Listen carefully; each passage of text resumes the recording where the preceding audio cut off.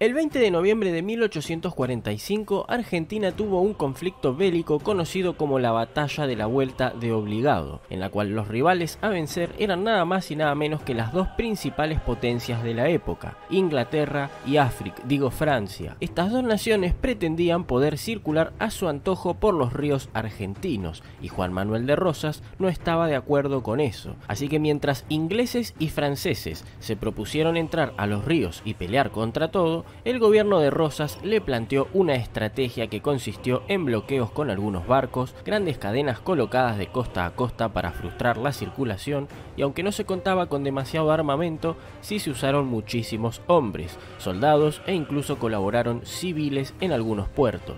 El tema es que los ingleses y los franceses, aunque con mucha dificultad, finalmente pudieron sobrepasar cada una de estas barreras, e incluso si uno compara las pérdidas, va a ver que Argentina tuvo aproximadamente 200 muertos y 400 heridos, mientras que los enemigos tuvieron aproximadamente 40 muertes y 150 heridos. Sin embargo, el costo económico que tuvo la invasión y lo poco que lograron comerciar los ingleses y los franceses, que eran atacados en casi todos los puertos, hicieron que finalmente, aunque esto fue una victoria militar, en la práctica se terminara considerando una derrota, ya que se dieron cuenta de que no iban a poder entrar y comerciar de esta manera. Incluso años después firmaron tratados en donde reconocían que Argentina era totalmente soberana sobre estos ríos internos y que decidieran cómo usarlos. Entonces, como verán, ya empieza siendo un poco un fraude tanto festejo de soberanía si en realidad Argentina perdió esa batalla porque tuvo muchas más muertes y los ingleses y franceses pudieron literalmente pasarnos por arriba. Pero esa no es la cuestión por la cual considero esto un fraude.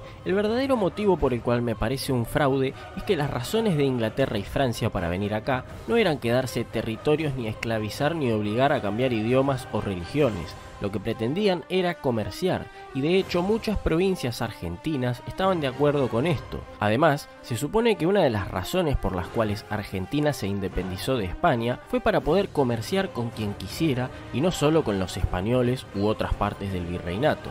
Sin embargo, un par de décadas después, tenés al gobierno de Rosas mandando a 200 personas a la muerte para no comerciar. Parece que Argentina prácticamente desde sus raíces considera el libre comercio como el enemigo. Y así seguimos. Juan Manuel de Rosas en realidad no era un presidente, solo era un gobernador de una provincia, pero de la provincia de Buenos Aires. Y en aquel entonces el territorio argentino era muy distinto. La misma Buenos Aires no era ni la mitad de lo que es hoy, y lo que hoy conocemos como la Patagonia Argentina, en aquel entonces se encontraba ocupada por pueblos originarios.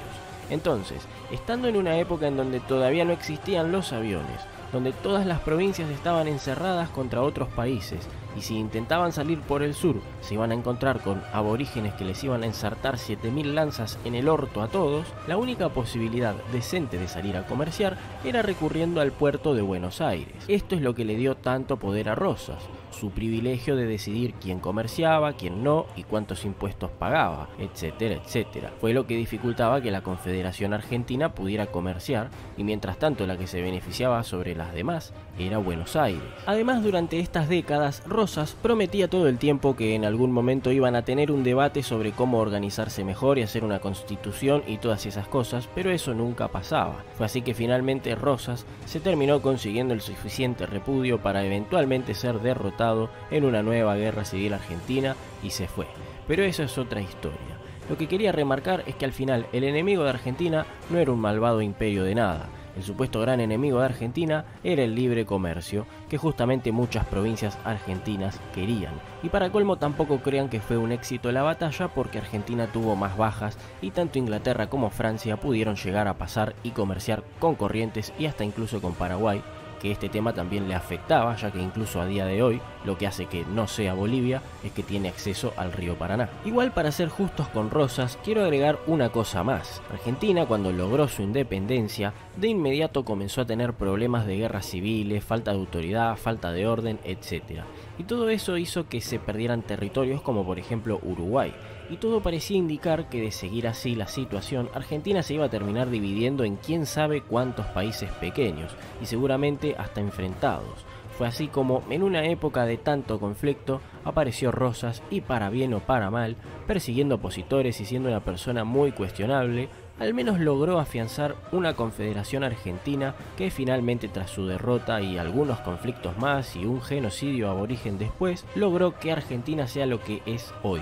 Viendo lo que somos como país, no sé si esto es un final feliz, malo, si hubiera sido mejor otra cosa, pero incluso Juan Bautista Alberdi, que fue perseguido por Rosas y que se tuvo que exiliar por Rosas, en ocasiones expresó que Juan Manuel de Rosas fue un mal necesario. En fin, ahora entienden por qué Rosas era tan poderoso, por qué es tan importante para nuestra historia, por qué le dicen el restaurador, pero también sabés que el Día de la Soberanía es un fraude. Espero que este video te haya gustado y muchas gracias por verlo.